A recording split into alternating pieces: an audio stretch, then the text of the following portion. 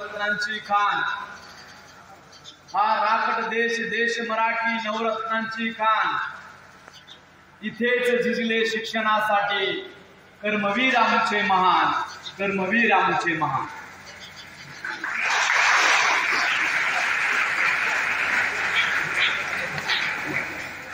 नको औषध, नको गोळ्या, नको चॉकलेट, हसत हसत वाजवा टाळ्या. एक पायनॅपलच्या रसाला ज्यूस म्हणतात. काय म्हणतात? आणि जो टाळ्या वाजवत नाही त्याला कंजूस म्हणतात. आता वाजत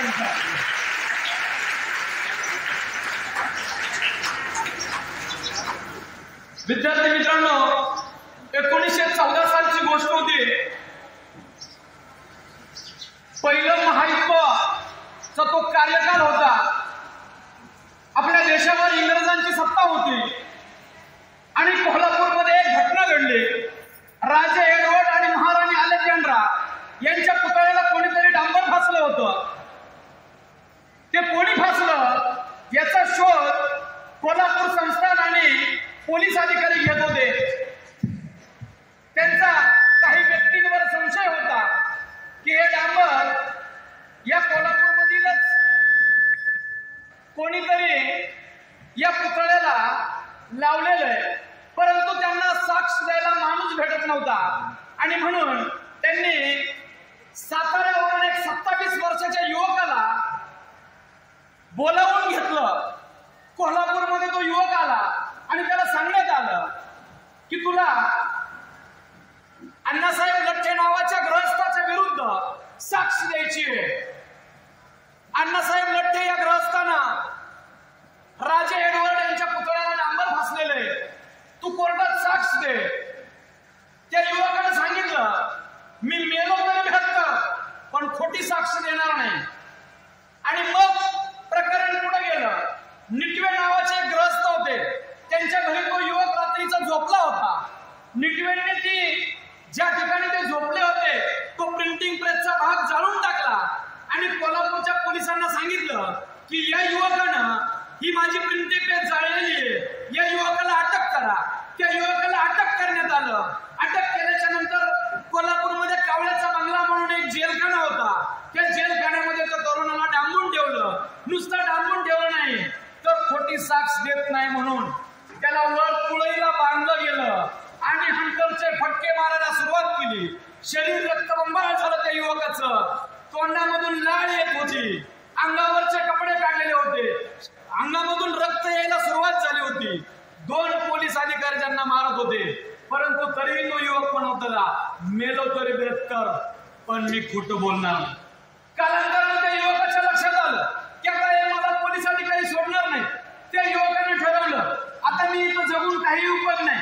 समोर एक विहीर होती, त्या विहिरीमध्ये पहाटेची त्या युवकाने उडी मारली. पण घडलं वेगळं. युवकाने विहिरीमध्ये उडी मारल्याच्या नंतर विहिरीमध्ये गाळ होता आणि त्या गाळाला तो युवक बचावला. पुन्हा पोलिसांनी त्याला पकडलं आणि पोलिसांनी दुसरा गुन्हा दाखल केला, आत्महत्याचा प्रयत्न केला. पुन्हा तुळईला बांधण्यात आलं, कपडे अंगावरचे काढण्यात आले आणि हंटरचे फटके मारायला सुरुवात केली. पुन्हा त्या युवकाला वाटलं शरीर रक्तबंबाळ झालं, पोलीस मला सोडणार नाही, पोलिसांना अपेक्षित आहे खोटी साक्ष दिली पाहिजे. त्या युवकाने सांगितलं, मी मेलो तर बेहत्तर, पण खोटी साक्ष देणार.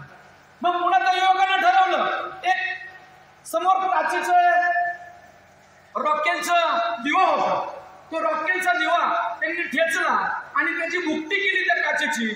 ती भुकटी मध्ये रॉकेल ओतलं आणि ग्लास मध्ये ती भुकटी प्राशन केली. त्याला वाटलं आता मी मरून जाईल, पण घडलं उलट. पुन्हाही तो युवक बचावला आणि युवक बचावल्याच्या नंतर त्या युवकानं ठरवलं, अरे माझा जन्म भेड मारण्यासाठी झालेला नाही, तर परमेश्वरानं नक्कीच माझ्या हातून काहीतरी चांगलं घडावं असं ठरवलेलं दिसतंय. आणि तो युवक त्या पोलिसांच्या समोर निर्भीड सामोरा गेला, कोर्टाच्या समोर सामोरा गेला आणि कोर्टानं सांगितलं की या युवकाच्या विरोधात एकही पुरावा मिळाला नाही, म्हणून या युवकाला आम्ही निर्दोष सोडतोय. युवकाला निर्दोष सोडल्याच्या नंतर तो युवक तिथून निघाला, कोल्हापूरच्या रेल्वे स्टेशनवर गेला. पोलीस मागावर होते तरी देखील पोलिसांची नजर चुकवली आणि दुधगावला आला. दुधगावला आल्याच्या नंतर त्यानं तिथं दुधगाव शिक्षण प्रसारक मंडळाची स्थापना केली आणि त्याचंच पुढे रयत शिक्षण संस्थेमध्ये रूपांतर केलं. तो युवक दुसरा तिसरा करू नये धर्मवीर भाऊराव पाटील.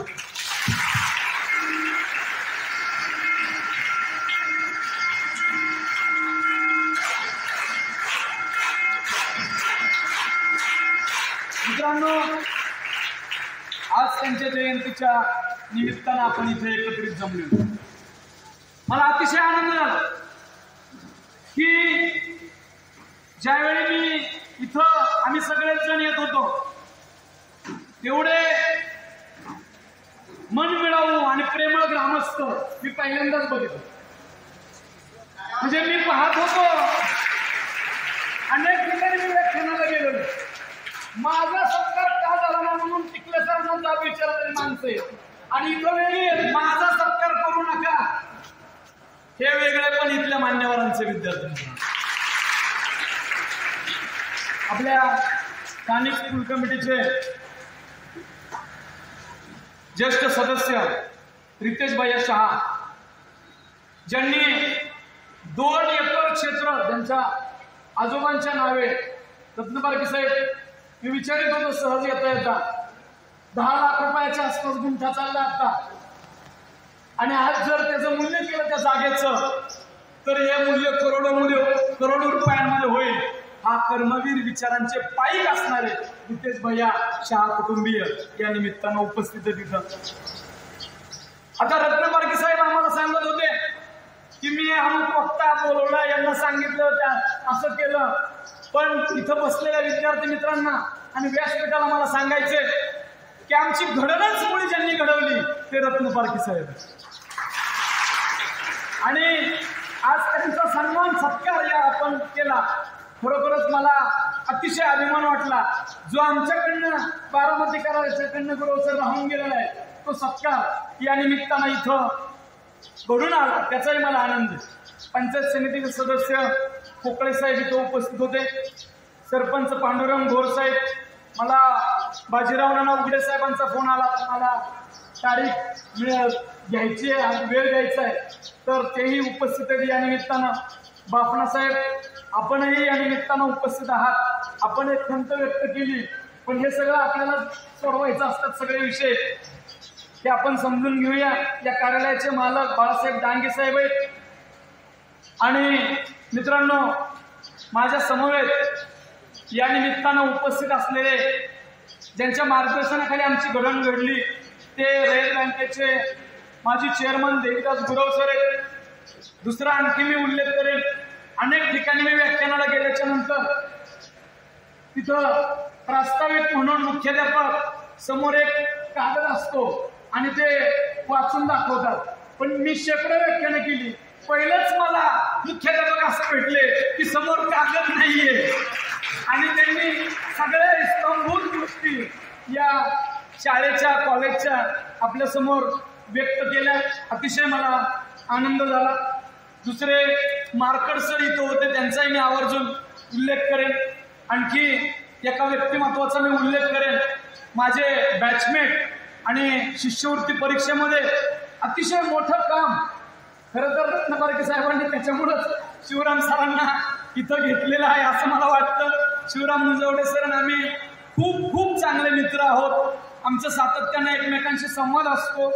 त्याचबरोबर दुसरे आमचे नामवंत चित्रकार आणि अल्पावधीत बारामतीमध्ये तुम्हाला माहित नसेल, बारामतीमध्ये करंजकर सरांनी आम्ही एकत्रित काम केले, तर बारामतीमध्ये बापूजी जे ज्यांना आम्ही अतिशय आदरणीय असं मानतो, पवार साहेबांचे सहकारी, ते करंजकर सरांचा आवर्जून उल्लेख करतात, त्यांच्या चित्रांना दाद देतात.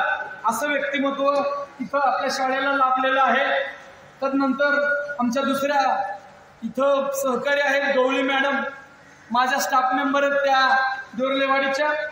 थोरात सर नाही आहेत पण थोरात मॅडम खूप छान पद्धतीनं सूत्रसंचालन करतायत. दाभाडे सरांनी छान भाषण केलं आणि प्रगती तुझं पण भाषण मला खूप आवडलं. विद्यार्थी मित्रांनो, आणखी दोन गोष्टी मला या निमित्तानं व्यक्त कराव्यासे वाटतात की बॅरिस्टर पी.जी. पाटलांचं साहेब मी पुस्तक वाचत होतो कर्मवीर आहे. त्याच्यामध्ये बॅरिस्टर पी.जी. पाटील बाहेरच्या देशातली एक पद्धत सांगतात आणि ते म्हणतात की पाहुणे आल्याच्या नंतर बाहेरच्या देशामध्ये लोक उभे राहतात आणि टाळ्या वाजवतात. तर ती पद्धत मला तुमच्या सगळ्यांची खूप आवडली. आम्ही येत असताना तुम्ही सगळेजण उभे राहून टाळ्या वाजवत होता. तदनंतर मला आणखी एक बाब खूप छान वाटली शिवराम सर की बऱ्याच वेळा असं घडतं रत्न पारखी साहेब की विद्यार्थी आपण खुर्चीवर बसलेलो असतो पण विद्यार्थी खाली जमिनीवर बसलेले असतात. त्यांना कोण बिचाऱ्यांना खुर्ची देत नाही आणि ते पण काय बोलत नाही. पण या विद्यार्थ्यांना खुर्चीवर तुम्ही बसवलेलं आहे. मला त्याचंही खूप कौतुक वाटलं या निमित्तानं.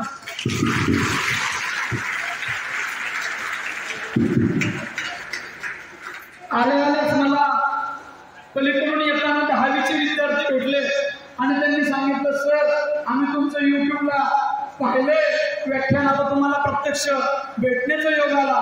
त्या 10वीच्या विद्यार्थ्यांचं सुद्धा मी मनपूर्वक प्रत्येक असं स्वागत करतो. आता विद्यार्थी मित्रांनो तुम्ही म्हणाल तुम्ही म्हणाल कशासाठी तुम्ही उभे इथं तर मी तुम्ही बरं का आता बघा मी काय सांगतो सगळ्यांचं लक्ष आहे ना माझ्याकडे. हो सर म्हणा हो सर म्हणा. उजवा हात वर करायचा उजवा हो सर. तुम्ही सगळेजण इथलं व्यासपीठ आणि आपण एक 20 ते 25 मिनिटाचं आपण कर्मवीरांवर एक सेमिनार चर्चासत्र आपण घेणार आहे. दाभाडे सर कर्मवीरांच्या विचारांची मांडणी आपण एक वेगळ्या पद्धतीनं आता करण्याचं एक नियोजन केलेलं आहे आणि त्या पद्धतीनं आपण सगळेजण विचार करायला पाहिजे. मला खरं तर कर्मवीरांचा ज्या वेळेस मी पुस्तक वाचतो किंवा इतर गोष्टी करतो किंवा महापुरुषांवर ज्या वेळेस चरित्र वाचतो त्यावेळेस मला असं वाटतं की महाराष्ट्रामध्ये महापुरुषांच्या विचारांचा पराभव झालाय का काय. तुम्ही म्हणाल हे असं कसं काय बोलतात पण रितेश भैया महाराष्ट्रातून जर चित्र बघितलं तर महाराष्ट्रातले महापुरुष हे शिवराम सर जातीपातीत विभागले का काय असा प्रश्न निर्माण होतो. छत्रपती शिवाजी महाराजांची जयंती म्हणलं की मराठा समाजाने पुढे यायचं. महात्मा फुलेंची जयंती म्हणलं की माळी समाजाने पुढे यायचं. अहिल्याबाई होळकरांची जयंती म्हणलं की धनगर समाजाने पुढे यायचं. कुठं चाललोय आपण. कोणत्याही महापुरुषानं फक्त एका जातीसाठी काम केलं का बिलकुल केलं नाही. आणि त्याच्यापासून पुढे अजून जसं महापुरुष वाटून घेतले तसे संत सुद्धा वाटून घेतले. संत गाडगे बाबा संत सेना महाराज संत रोहिदास संत गोरोबा कुंभार संत सुद्धा वेगवेगळे वाटून घेतले. या संतांची जयंती म्हणलं की विशिष्ट समाजाने पुढे यायचं. त्याच्याहून अजून पुढं लग्न पत्रिकेवर सुद्धा महापुरुष वाटून घेतले. मराठा समाजाची लग्न पत्रिका असली की छत्रपती शिवाजी महाराजांचं चित्र. माझ्या दलित बांधवांची पत्रिका असली की त्याच्यावर बाबासाहेब त्याच्यावर पुन्हा शिवाजी महाराज आणि तिथं महात्मा फुले दिसणार नाही. आणि माळी समाजाची लग्न पत्रिका असली की त्याच्यावर महात्मा फुलेंचं चित्र आहे. कुठं चाललोय आपण. अजून त्याच्यापेक्षा पुढं नमस्काराचं सुद्धा तुकडं पडायला लागले. नमस्कार घालताना सुद्धा भीमसखा शिवसखा हा सगळा भाग सांगत असताना शिवराम सर झेंड्यांचे रंग सुद्धा वाटून घेतले समाजानं. भगवा झेंडा निळा झेंडा पिवळा झेंडा. आणि म्हणून मला असं विद्यार्थी मित्रांनो वाटतं अरे झेंड्याचा रंग कोणता पण असो पण दांडा देशभक्तीचा असायला पाहिजे हे आपण समजून घेऊ.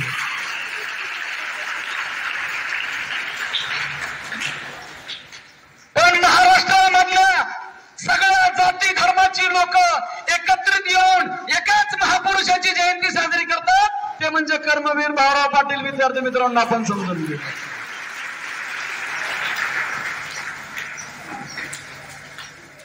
जात नाही, पात नाही, धर्म नाही, भेद नाही. आणि म्हणून मला कर्मवीर भाऊराव पाटील वेगळे वाटतात.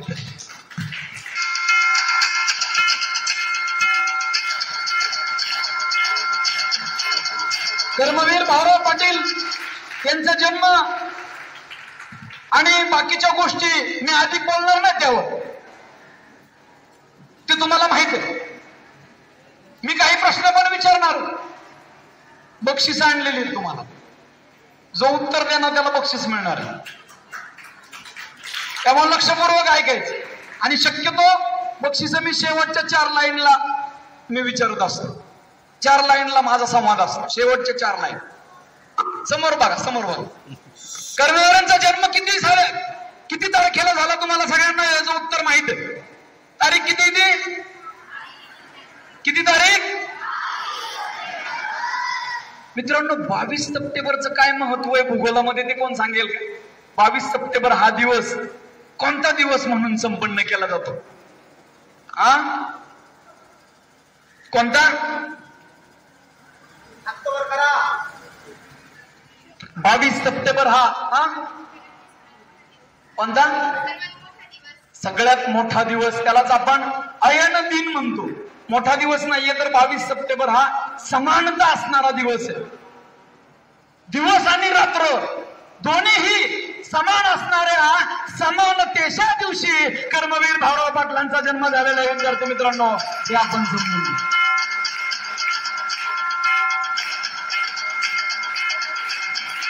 श्रमप्रतिष्ठा दिन म्हणून महाराष्ट्र सरकार हा दिवस साजरा करते.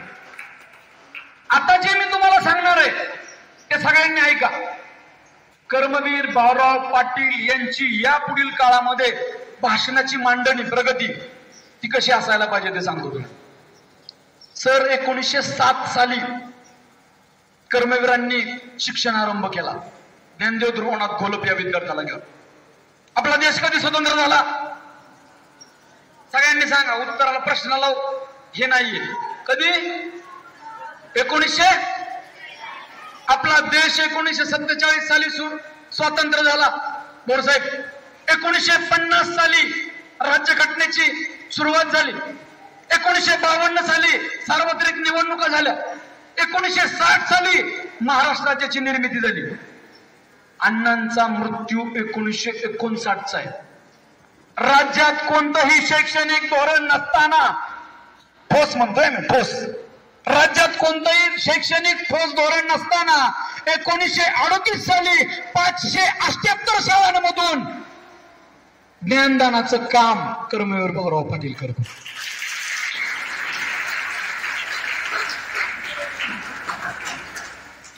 साहेब मला या निमित्तानं सांगायचंय की 578 शाळांमधून वाड्या वस्त्यांवर 1200 शिक्षक हे काम करत होते. आणि 578 खेडोपाड्यात हे काम सुरू होतं. आणि देश स्वतंत्र व्हायला 12-15 वर्ष अवधी होतं. हे कर्मवीर भाऊराव पाटलांचं वेगळेपणे विद्यार्थी मित्रांनो आपण समजून घेऊया. ज्यावेळेस 1960-61 साली साक्षरतेचा सर्वे झाला त्यावेळेस महाराष्ट्रामधली साक्षरता इतर राज्यांच्या तुलनेत 30% पुढे होती. 30% पुढे होता महाराष्ट्र. आणि आपण आता ज्या अर्थाने विचार करतो बघा, रयत शिक्षण संस्थेचं योगदान काय आहे? रयत शिक्षण संस्थेची स्थापना 4 ऑक्टोबर 1919, बरोबर ना? कुठल्या गावामध्ये? कुठल्या? कालेगावामध्ये. आता याला सुद्धा पार्श्वभूमी अशी आहे की लॉर्ड मॅकॉले नावाचा शिक्षण तज्ञ होता आणि त्या लॉर्ड मॅकॉलेने सांगितलं की शिक्षण हे वरिष्ठ उच्च वर्गाला द्या. इंग्रज अधिकारी होते. शिक्षण वरिष्ठ वर्गाला द्या म्हणजे ते झिरपत खाली येईल आणि ग्रामीण भागापर्यंत पोहोचेल. परंतु हा सगळा विचार असतानाच मी म्हणत नाही लॉर्ड मॅकॉलेचा सिद्धांत काही जणांनी पाळला म्हणून, पण विष्णूशास्त्री चिपळूणकरांनी शाळा पुण्यामध्ये सुरू केली. लोकमान्य टिळक पुण्यामध्ये सुरू झाली. महर्षी धोंडो केशव कर्वे त्यांनी पुण्यामध्ये शाळा सुरू केली. कारण त्या भागामध्ये नागर भागामध्ये त्याची खरं गरज होती. मी त्या सगळ्या व्यक्तिमत्वांचा मनापासून आदर करतो.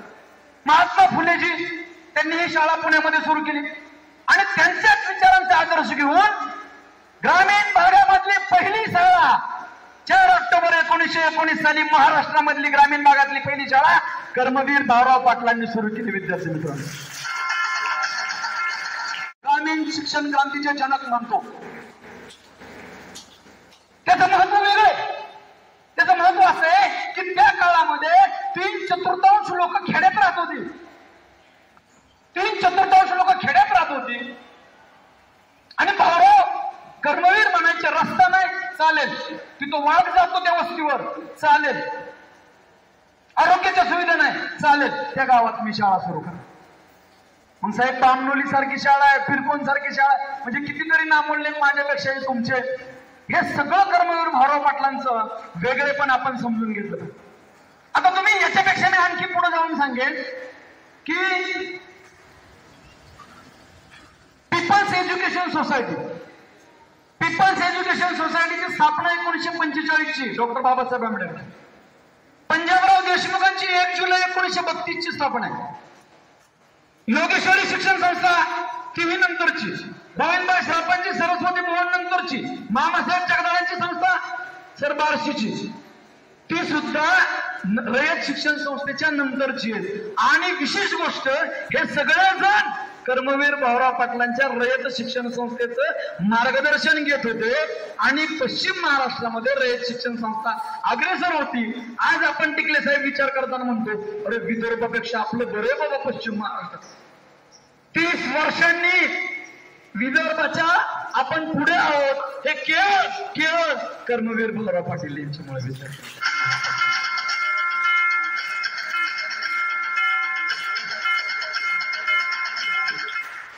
1924 साली रयत शिक्षण संस्थेचं बजेट होतं 30 रुपये. किती होतं? किती रुपये? 2020-21 ची मी आकडेवारी सांगतो.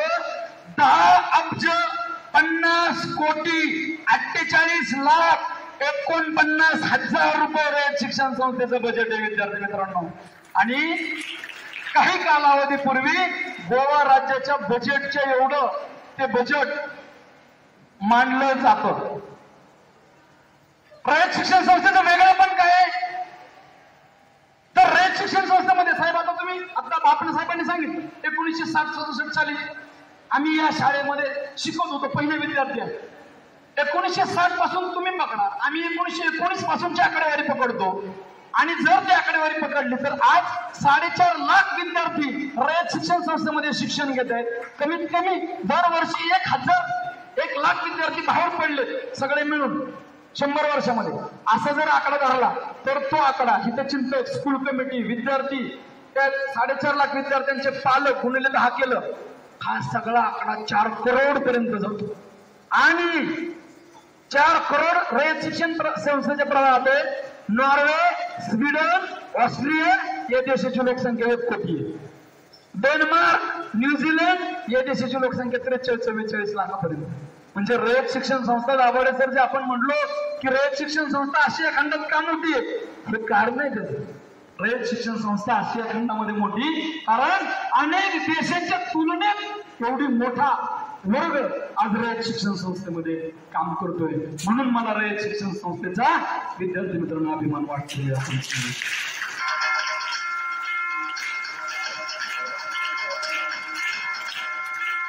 मित्रांनो हे सगळं आपण इथपर्यंतच बघितलं. मी आणखी एक भाग सांगेन तुम्हाला. मगाशी एक उल्लेख केला दाभाडे सरांनी पण त्यांच्या भाषणामध्ये.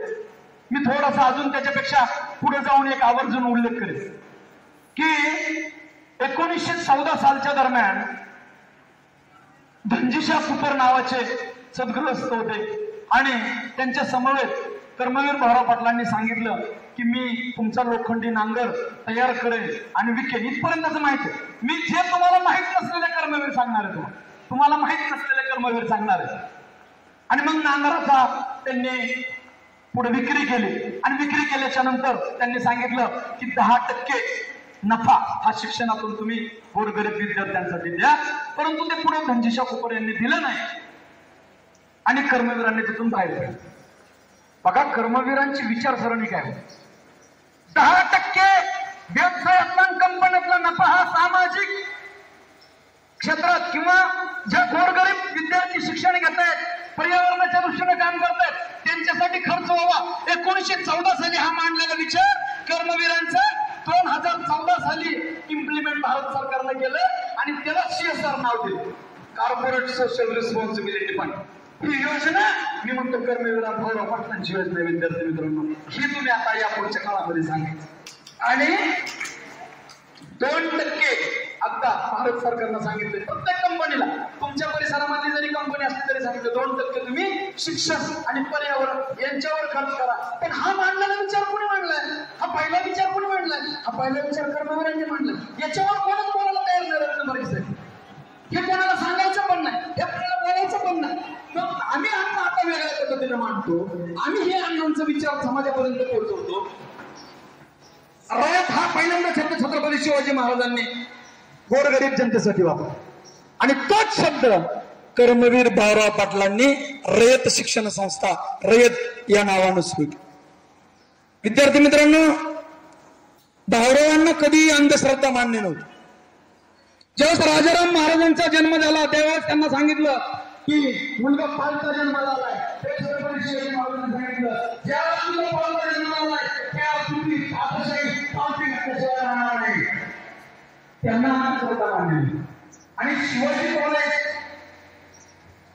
ही जी स्थापना अमावस्येच्या दिवशी झाली, शिवाजी कॉलेज. आता आपण जे नवीन व्यापाऱ्यांचं सांगतो बरोबर, त्यावेळेस छत्रपती शिवाजी कॉलेजला म्युझिक नाव दिलं होतं. कॉलेजची मला त्यावेळेस सुरू झालेली नव्हती आणि त्यावेळेस त्यांनी नेमकी देऊ केली होती. आणि छत्रपती शिवाजी महाराजांचं नाव बदला वगैरे हा विषय त्यांच्यापर्यंत नव्हता. जे लीडर होते त्यांच्यापर्यंत हा विषय नव्हता. परंतु छत्रपती शिवाजी महाराजांचं नाव मी दिलेलं बदलणार नाही. हा सुद्धा एक विचार कर्मवीरांचा खूप प्रेरणादायी आहे असं मला या निमित्तानं वाटतं. आपण मात्र कर्मवीरांच्या चेहऱ्यामधून काही घेत नाहीये. म्हणजे कर्मवीरांना अंधश्रद्धा मान्य होती, पण आपल्याला समोर हात टाकल्याशिवाय आपला दिवस जात नाही. पेपर उघडल्याच्या नंतर रास बघितल्याशिवाय आपला दिवस जात नाही. राशी भविष्य बघितल्याशिवाय आपला दिवस जात नाही. माझ्या राशीचं काय होईल हे बघितल्याशिवाय आपला दिवस जात नाही. आणि मग कृष्ण आणि कंस यांची रास एकच होते ना, माहिती ना तुम्हाला राशीचं कळतं. कृष्ण आणि कंस किंवा राम आणि रावण रास काय झाले? एकच झाले ना, होते का एका याच्यात? किंवा मायावती आणि ममता रास एकच आहे ना, आहेत का एका पक्षात? म्हणून विद्यार्थी मित्रांनो, आपण कर्मवीरांच्या चरित्रामधून एक गोष्ट घेऊया. सगळ्यांनी हात असा करा, असा हात करा. भविष्य बघण्यासाठी म्हणा माझ्या पाठीमागं, भविष्य बघण्यासाठी मी कधी हात पुढे करणार नाही. भविष्य त्यांनाही असतं ज्यांना हात नसतात. घ्या हा विचार कर्मवीरांचा आपण समजून घेऊया. मी दुसरा एक प्रश्न तुम्हाला विचारतो, पहिली मुलींची शाळा कोणी काढली रे? कोणी? एकदम बरोबर. आणि पहिलं देशामधलं खाजगी शिक्षण संस्थेमार्फत चालवलं जाणारं अध्यापक विद्यालय कोणी काढलं? आता म्हणून काय जरी असलं तरी तुम्ही कर्मवीरांवर बोलताय म्हणल्या उत्तर तेच असणार. विद्यार्थी मित्रांनो, स्त्री शिक्षणाचं महान कार्य महात्मा ज्योतिराव फुले यांनी केलं. परंतु देशामधलं खाजगी शिक्षण संस्थेमार्फत चालवलं जाणारं पहिलं अध्यापक विद्यालय हे जिजामाता प्रॅक्टिस स्कूल म्हणून कर्मवीरांनी काढलं. आणि इव्हन आप्पासाहेब आणि सुशीलाताई यांच्या लग्नामध्ये आलेली जी आहेराची रक्कम होती, ती आहेराची रक्कम त्यांनी त्या जिजामाता ट्रेनिंग स्कूलला दिली. आणि मग स्त्री शिकली, मुलगी शिकली, प्रगती झाली. आणि स्त्री शिकली तर अजून दुपटीने प्रगती झाली. किंवा स्त्री जर शिक्षिका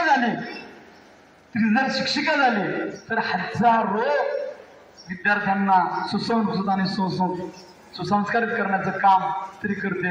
आणि ते काम कर्मवीर भाऊराव पाटलांनी केलेले आहे. हे आपण समजून घेतलं पाहिजे विद्यार्थ्यांनी. मग हे पण आपण कुठेतरी सांगायला पाहिजे.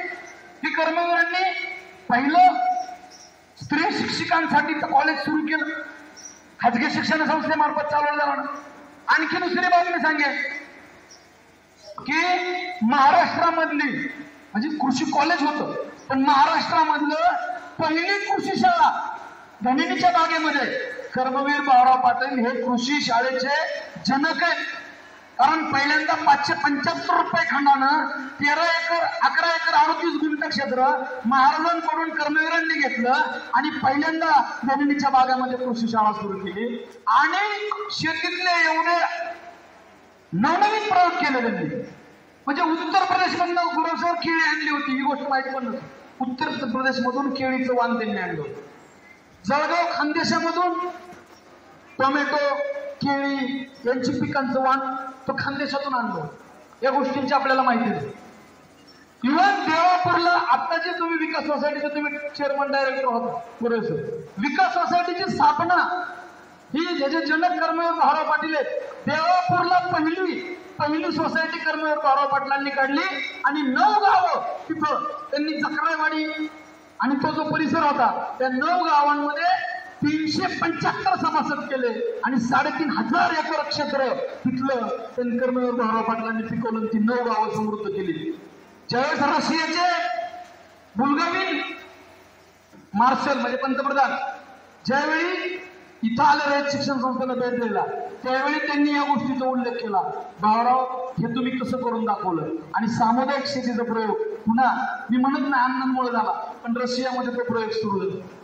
त्याच्यानंतर रशियामध्ये तो प्रयोग सुरू झाला. म्हणजे अण्णांकडे काय दूरदृष्टी होती त्याचा आपण सगळ्यांनी खऱ्या अर्थानं विचार करण्याची मला गरज आहे असं या निमित्तानं वाटतं. की आता 1927 सालचा एक जणांना उल्लेख केला. छत्रपती शाहू महाराज यांनी कोल्हापूरमध्ये वेगवेगळ्या जाती धर्मासाठी वसतिगृह सुरू केलेली होती. हे सगळ्यांना माहिती. मराठा समाजासाठी वेगळं, लिंगायत समाजासाठी वेगळं, मुस्लिम समाजासाठी वेगळं. आणि कर्मवीर भाऊराव पाटील हे छत्रपती शाहू महाराजांना गुरु मानायचे. कर्मवीर भाऊराव पाटलांनी छत्रपती शाहू महाराजांचा आदर्श घेत वेगवेगळ्या जातीची मुलं एकाच वसतिगृहात ठेवली आणि त्याला नाव दिलं छत्रपती शाहू बोर्डे. हे कर्मवीर भाऊराव पाटलांचं वेगळेपण याच्यावर आपण खरं तर चर्चा करायला पाहिजे. ज्यावेळेस गांधीजी तिथं आले तेव्हा गांधीजी म्हणले भाऊराव हे तर मी साबरमतीची आश्रम नाही कर पासा का, मी साबरमतीमध्ये पण हे करू शकलो नाही, हे तुम्ही कसं करून दाखवलं. आणि या दिवसाला सुद्धा एक विशेष महत्व होतं. 1927 साली रत्नपारखे साहेब चौदार ताळ्याचा सत्याग्रह झाला होता. देश स्वातंत्र्यापूर्वीच्या बापण्यासाहेब या सगळ्या गोष्टी मी बोलतोय. आणि महाराष्ट्रातली परिस्थिती अत्यंत वाईट परिस्थिती होती, विषमतेची परिस्थिती होती. अशा परिस्थितीमध्ये त्यांनी वसतिगृहाची स्थापना केली होती. एकाच जाती धर्माची मुलं तिथं राहत होती. हे कर्मवीर भाऊराव पाटलांचं वेगळेपणे विद्यार्थी मित्रांनो ते आपण खऱ्या अर्थानं समजून घ्यायला पाहिजे. हे सगळं बोलत असताना कर्मवीर भाऊराव पाटलांच्या कुटुंबावर बोललं जातं. कर्मवीर भाऊराव पाटील यांच्या पत्नीचं नाव काय होतं रे? सगळेच उत्तर देतात. पेन कोणाला द्यायचं? खूप छान मुलं आहे.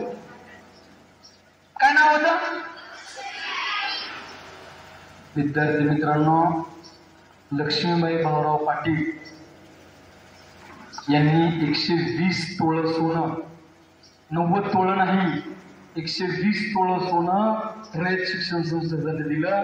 आज जर 120 तोळं सोन्याची जर किंमत विचार केली तर त्याचा गुणाकार केला तर तो करोडो रुपयापर्यंत जाईल. आणि आज जर आपण ठरवलं आमच्या सारख्याने शिवराम सर जर ठरवलं तुम्ही समाजसेवा करायची आणि पत्नीच्या गळ्यातलं जर दागिने मागितलं तर पत्नी तुम्हाला काय म्हणेल?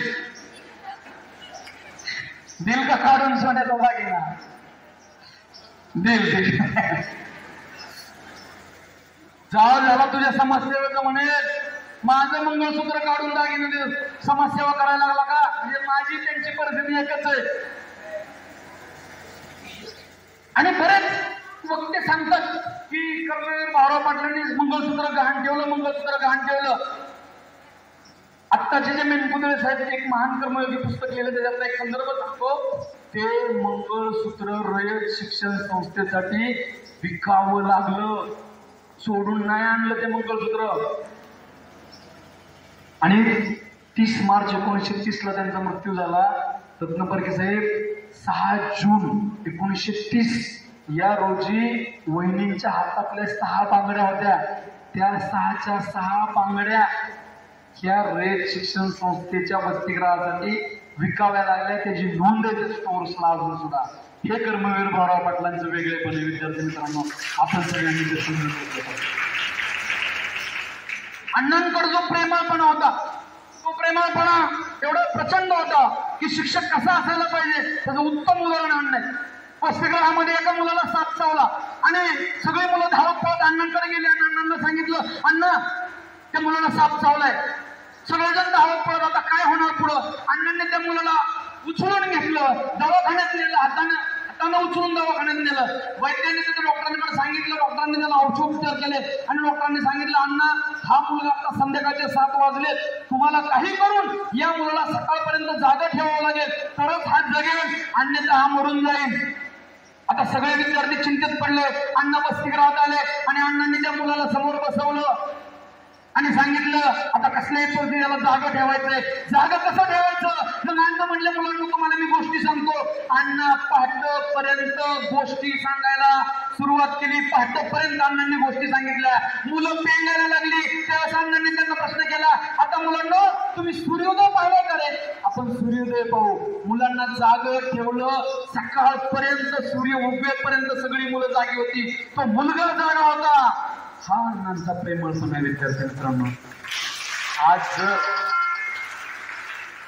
आज जर आपण शिवराम सर ठरवलं तर आपण इंटरॅक्टिव्ह पॅनल लावून देणं, तिथे एक पिक्चर लावून, ते बघ रे बाबा मी घरी चाललोय, तू जागा राहा, जागा राहिला तर जगशील नाहीतर मरशील.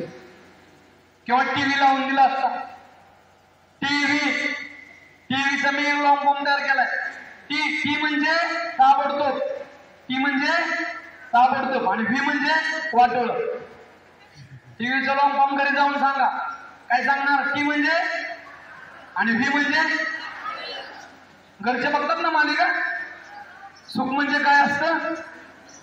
जयदीप गौरी महाराष्ट्रांचा सर्वे पाठीमागचा, महाराष्ट्रांच्या सर्वेमध्ये असं सांगितलं की ती मालिका बघत असताना महिलांचं ब्लड प्रेशर 120 होतो.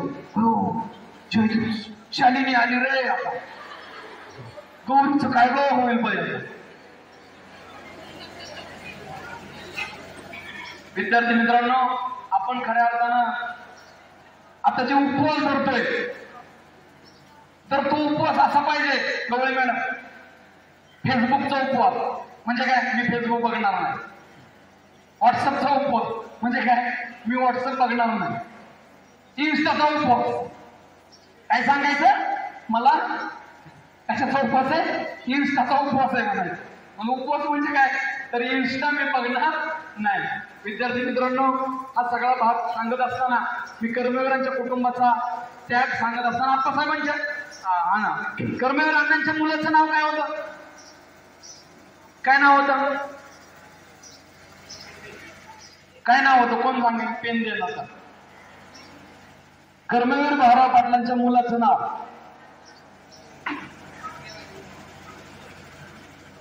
काय होतं, आप्पासाहेब.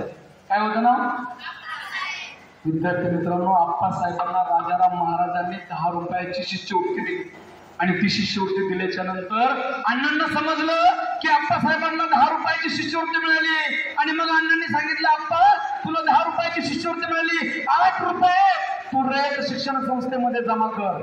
आणि आप्पासाहेबांनी 8 रुपये रयत शिक्षण संस्थेमध्ये जमा केलं आणि 2 रुपयात त्यांचा सगळा शिक्षण खर्च भागवला. हा आप्पासाहेबांचा त्याग आहे विद्यार्थी मित्रांनो. तो आपण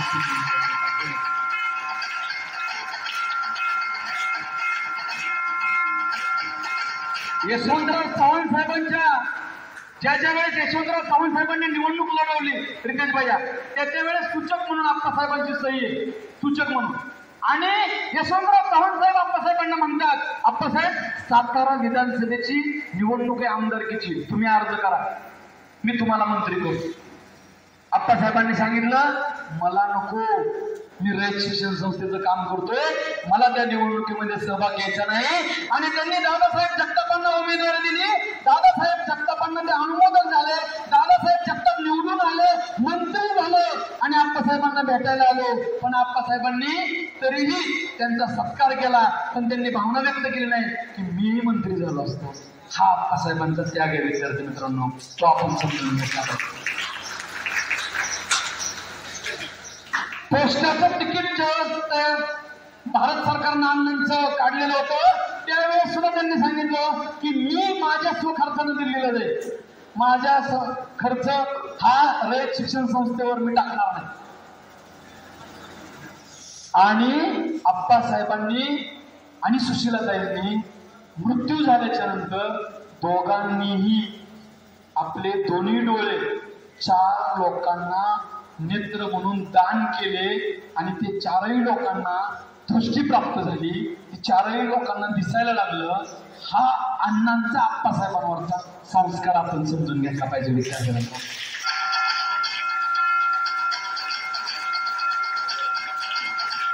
मग याविषयी आपण चर्चा करत नाहीये, अण्णांच्या कुटुंबावर आपण बोलायला तयार नाहीये.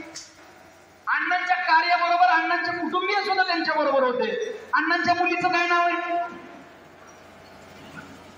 अण्णांच्या मुलीचं नाव काय? कोण सांगेल अण्णांच्या मुलीचं नाव? अण्णांच्या मुलीचं नाव काय? आता मी वारलेलं नाही, जिवंत मुलीचं. मी माझं पुस्तक युगप्रवर्तक कर्मवीर तुमच्या ग्रंथालयाला भेट म्हणून देणार आहे. ते सगळं पुस्तक वाचायचं तुम्ही सगळ्यांनी.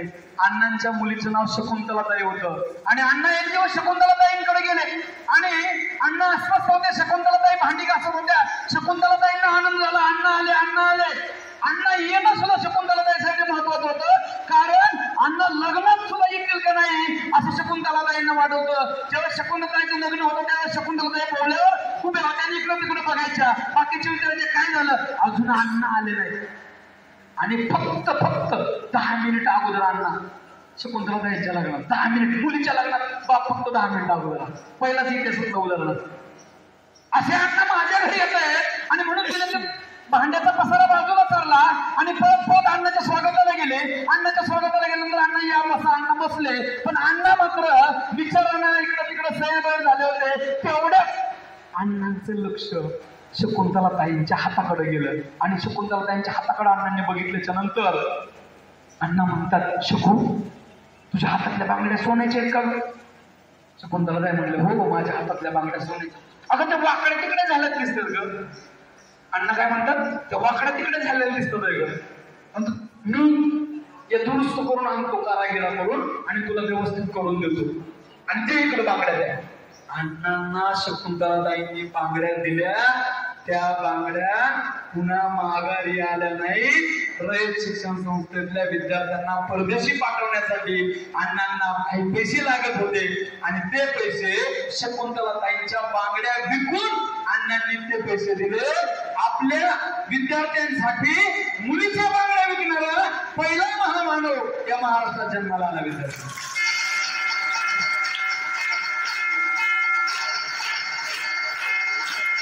अण्णांचे जावई आप्पासाहेब देसाई कोणत्याही न्यायाधीश व्हायचं होतं, अजिबात शिफारस पत्र दिलं. आणि शेवटी ज्यावेळेस शकुंतलाताईंचा मृत्यू झाला, मृत्यू समयी शकुंतलाताईंनी रयत शिक्षण संस्थेला विद्या काळाचा सांगतोय 50,000ची देणगी दिली. हे कर्मवीरांच्या कुटुंबाचं वेगळेपण आपण विद्यार्थी मित्रांनो समजून घेतलं पाहिजे. मी आता अधिकचं खरं न बोलता कर्मवीर भाऊराव पाटलांचं आंतरराष्ट्रीय स्थान काय होतं त्याच्याविषयी शेवटपर्यंत समारोप करत असताना मी बोलणार आणि मी मनोगत थांबवणार आहे. पुढचा प्रश्न आहे तुमच्यासाठी. आता जसं मी फेसबुकचा उल्लेख केला, फेसबुकचा संस्थापक कोण? फेसबुक कुणी काढलं? कुणी काढलं?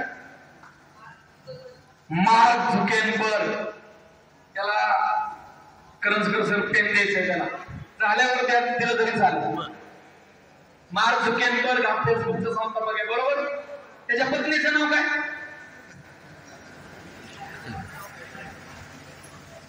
आता म्हणून तुम्ही ते फेसबुक पर्यंत ठीक आहे, झुकेन पर्यंत ठीक आहे. आता बायकोचं नाव विचारल्यावर काय सांगितलं माहित आहे? मी सांगतो, तुमचा वेळ नाही. प्रिसिला चान त्याच्या बायकोचं नाव आहे, आणि त्याच्या मुलीचं नाव काय होतं? मार्क झुकेनबर्गचं वय जास्त नाहीये, 40-41 वय असेल त्याचं. आज अरबपती तो फेसबुकची स्थापना करतो, आणि त्याची पत्नी प्रिसिला चान, आणि त्याची मुलगीचं नाव आहे अगस्ट नाव ठेवलं मुली. ज्यावेळेस मार्क झुकेनबर्ग आणि प्रिसिलाला मुलगी झाली, त्यावेळेस मुलगी झाल्याच्या नंतर मार्क प्रिसिलाला म्हणतो, तू माझ्यासाठी सुंदर भेट दिलेली आहे, मी आता तुझ्यासाठी काय करायचं सांग. तर मी तुला एक कोरा चेक देणार आहे, त्या चेकवर तुला जेवढी पाहिजे तेवढी रक्कम टाक आणि ती तुला रक्कम घे. तर प्रिसिला म्हणते, हा चेक मला आता देऊ नका, हा चेक उद्या द्या. आणि मग दुसऱ्या दिवशी प्रिसिला चान म्हणजे काय सामान्य नाहीये, प्रिसिला चान सुद्धा 100 शिक्षण तज्ञापैकी एक आहे, आपल्याला माहिती नसतं. आणि तिनं दुसऱ्या दिवशी प्रेस कॉन्फरन्स घेतली, सगळे पत्रकार समोर बसलेले होते, मार्क झुकेन, प्रिसिला चान आणि सगळे त्यांचे टीम फेसबुकची समोर बसलेले होते. आणि ती पत्रकारांना सांगते की मी तुम्हाला विशेष कार्यक्रमासाठी निमंत्रित केलेले. कोणत्या कार्यक्रमासाठी निमंत्रित केले? तर ती सांगते की मी आता मला मार्क एक चेक देणार आहे, तो चेक मी जगातल्या मुलींच्या शिक्षणासाठी खर्च करणार आहे. पत्रकार तिला दुसरा प्रश्न विचारतात, तुम्हाला ही प्रेरणा कुठून मिळाली? त्यावेळी ती सांगते, अनेक नामवंतांची ती नावं घेते, त्याच्यामध्ये महाराष्ट्रामधली 2च ती नावं घेते. त्याच्यामधलं पहिलं नाव असतं सावित्रीबाई फुले आणि दुसरं नाव कर्मवीर भाऊराव पाटील.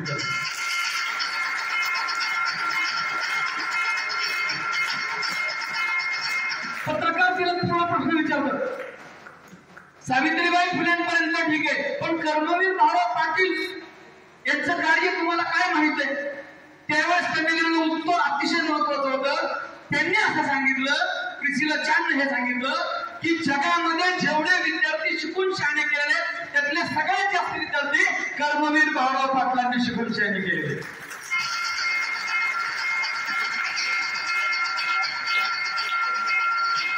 हे कर्मवीर भाऊराव पाटलांचं वेगळेपण, प्रगती आपल्याला हे सांगायचे. आता सगळ्यांना मलाला युसूफ तालिबानीच्या गोळ्या खाल्ल्या, सगळ्यात कमी वयाचं नोबेल पारितोषिक तिला मिळाले. ती एक फाउंडेशन स्थापन करते आणि त्या फाउंडेशन मध्ये ज्यावेळेस ती प्रेस घेते, त्या प्रेस मध्ये ती सांगते, फाउंडेशन मध्ये अनेक नामवंतांची नावं घेते, त्याच्यामध्ये अग्रगणी नाव असतं कर्मवीर भाऊराव पाटील विद्यार्थी. मलाला युसूफची अफगाणिस्तानमध्ये तालिबानांच्या ज्यांनी हे वेगळेपण कर्मवीर भाऊराव पाटलांचं आपण समजून घेऊ. भूतानचे राजे वांगचुक शिक्षण संस्थेला भेट देतो, रशियाचे बुल्गारियन मार्शल बुर्गन ते शिक्षण संस्थेला भेट देतो. 12 विद्यार्थ्यांना कर्मवीर भाऊराव पाटील परदेशी शिक्षणासाठी पाठवतात. आणि एवढ्यावरच न थांबता आज सुद्धा रत्नपारखे साहेब ज्या गोष्टीची गरज मी व्यक्त करतो, इंग्लंडला वसतिगृह काढणारा पहिला महाराष्ट्रातला माणूस कर्मवीर भाऊराव पाटील हे विद्यार्थी. इंग्लंडला वसतिगृह जपलं पाहिजे. 1 तास जर बोललं तर ते प्रवचन होतं, 2 तास बोललं तर ते कीर्तन होतं, आणि त्याच्या जर पुढे गेलं तर ते तमाशा होतो. तर तो तमाशा भाषणाचा झाला नाही पाहिजे जेवढा सर. म्हणून मी आधीच आपला वेळ न घेतला, मी एकमेव फक्त एवढंच आपल्याला सांगू इच्छितो की अण्णांचं चरित्र आपल्याला काय सांगतं. तर सगळ्यांनी हात असा वर करा, मागे फिरू नका म्हणा, पुन्हा वन सेकंड आता समोर पण मागे फिरू नका, कधीही मागे फिरू नका, कधीच मागे फिरू नका. खाली घ्या. विद्यार्थी मित्रांनो, एक रस्त्यानं अंध माणूस चाललेला होता आणि तो अंध माणूस चालत असताना रात्र झालेली होती, काळोख पसरलेला होता आणि समोर काही दिसत नव्हतं. मग एक माणूस येतो, व्यक्ती येतो आणि त्या अंध माणसाच्या समोर एक कंदील देतो आणि कंदील दिल्याच्या नंतर सांगतो की हा कंदील तुला पुढे जायला मार्गस्थ करेल. पण तो बाबासाहेब माणूस म्हणतो की अरे मला डोळ्यांनी दिसत नाहीये, मी हा कंदील घेऊन काय करणार. आणि तो माणूस त्याला सांगतो अरे तुला डोळ्यांनी दिसत नाही ठीक आहे, पण तुझ्या हातात जर कंदील असेल तर तुला समोरून येणारा माणूस धडकणार नाही आणि मग तुझी वाट सुकर होईल. म्हणून तो हातात कंदील घेऊन तसाच लांबपर्यंत पुढे जातो आणि लांबपर्यंत पुढे गेल्याच्या नंतर एक माणूस येऊन त्याला धडकतो. माणूस धडकल्याच्या नंतर तो म्हणतो अरे तू कसं काय मला धडकलास, माझ्या तर हातात कंदील होता, तुला दिसतंय. तो म्हणतो तो कंदील भिजलेला आहे. आणि मग त्या माणसाच्या लक्षात येतं अरे कंदील भिजल्यामुळे हा माणूस मला धडकलाय. अण्णांनी ज्ञानाचा कंदील आपल्या सगळ्यांच्या हातात दिलेला आहे आणि तो कंदील भिजू नये ही जबाबदारी फक्त रितेश भैयाची नाहीये, रत्नपारखे साहेबांची नाहीये, सरपंचांची नाही, ग्रामस्थांची नाही, आपल्या सगळ्यांची ही जबाबदारी आहे. आपण सगळेजण हा रयतेचा ज्ञानदीप पुढे घेऊन जाऊया. सगळ्यांनी म्हणा कर्मवीर भाऊराव पाटलांचा, कर्मवीर भाऊराव पाटलांचा, शिक्षण संस्थेचा. धन्यवाद. आपण सगळ्यांनी छान ऐकून घेतलं.